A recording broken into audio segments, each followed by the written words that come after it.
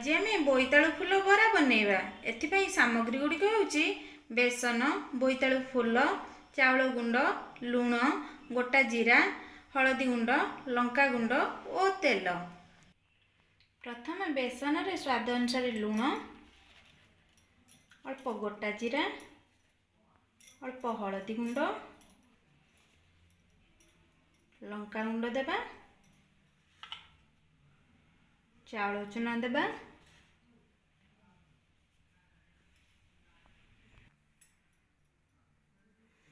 एबे एथिरे अल्प पानी देबा,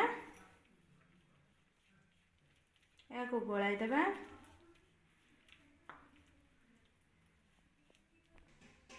एहीपरि भाबे एक बैटर प्रस्तुत करनेबा। एबे बोईतालु फूल को चारि पाखरु फोल्ड कर देबा।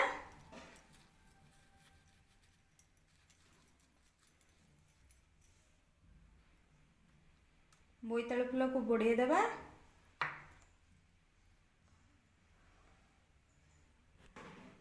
तावा गरम करिबा। तावा गरम हो गले तेल देबा। एबे एथिरे बोईतालु फूल देबा।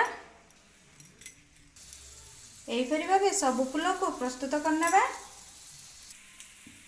गोटे साइड हेई आसले आर साइड को लेउटाई देबा। हल्का प्रेस कर देबा।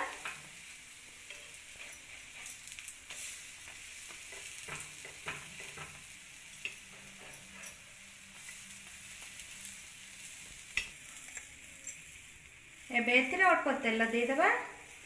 दुई साइड को लाल करी भाजी नेबा।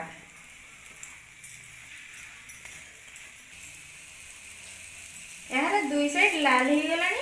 एबे याको प्लेट को काढी नेबा। एबे हमर प्रस्तुत हो गला बोईतालु फूल बरा।